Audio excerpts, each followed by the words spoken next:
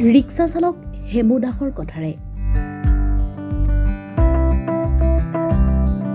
কোনোবাই যদি ঐ ৰিক্সা বুলি চিঞৰে, কোনোবাই দাদা খুৰা এইফালে যাব নেকি বুলি ভদ্ৰতাৰে সোধে।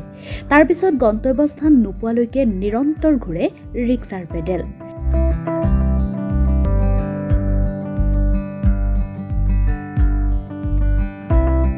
বহু মিঠা তিতা অভিজ্ঞতাৰে পৰিপূৰ্ণ হৈ থাকে ৰিক্সা চালকৰ জীৱন। সম্প্ৰতি বিলুপ্তিৰ পথলৈ গতি কৰিছে ৰিক্সা। ৰিক্সা এক জাপানী শব্দ।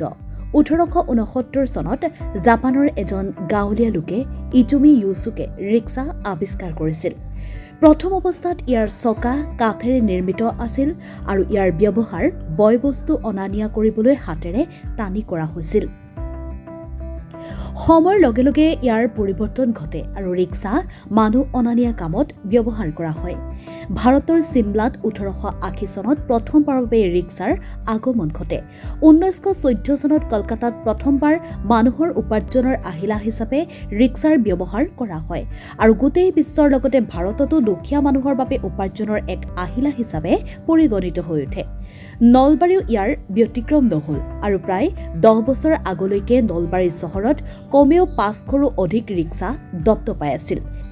যোৱা 10 বছৰত ই-ৰিক্সা অহা পিছৰে পৰা ৰিক্সা, যাক পেডেল ৰিক্সা বুলিও কোৱা হয়, বিলুপ্ত হ'বলৈ ধৰিছে। বৰ্তমান সময়ত নলবাৰীত মাথো কেইখনমানহে ৰিক্সা চলি থকা পৰিলক্ষিত হৈছে।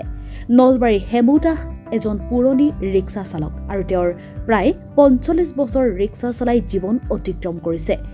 ৰিক্সা চালক হেমু দাসৰ মনৰ কথাৰে এই প্ৰতিবেদন।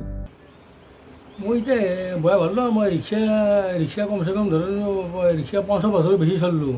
কমচে কম এতিয়া মোৰ বয়াকেইটা 66-65 মান হ'ব। ৰিক্সা মই সৰুৰ পৰা চলাই গৈছে, সৰুৰ পৰা কষ্ট কৰি আছোঁ। কেইবছৰ মানে চলাই আছোঁ, এৰিলেও বয়া হবতো, এলি ধৰা ভৰি চৰি বিষ আহি যাব। মোৰ ৰিক্সাৰ পেচেঞ্জাৰে কয়, তুমি ৰিক্সা নেৰবা, তোমাৰ ৰিক্সা এৰিলে তোমাৰ গা সৰ্বশৰীৰ বিষ হ'ব। তুমি এতিয়া ভালকৈ চলি আছ, ধৰা এই 10 টকা বেছি নাই, তুমি চাহ খাব যোৱা কাপ সেনেকৈ চলি আছোঁ। এনেই ৰিক্সা বাদ দিয়া নাই। এই ৰিক্সাখন এৰিলেও বেয়া অসুখ হ'ব, এনেই এৰা নাই। যি ইনকাম হয় সেনেকৈ খাই আছোঁ আৰু কিবা কৰি। নলবাৰীৰ পৰা বজৰং খেমকাৰ ৰিপৰ্ট, আছাম ফ্ৰণ্ট।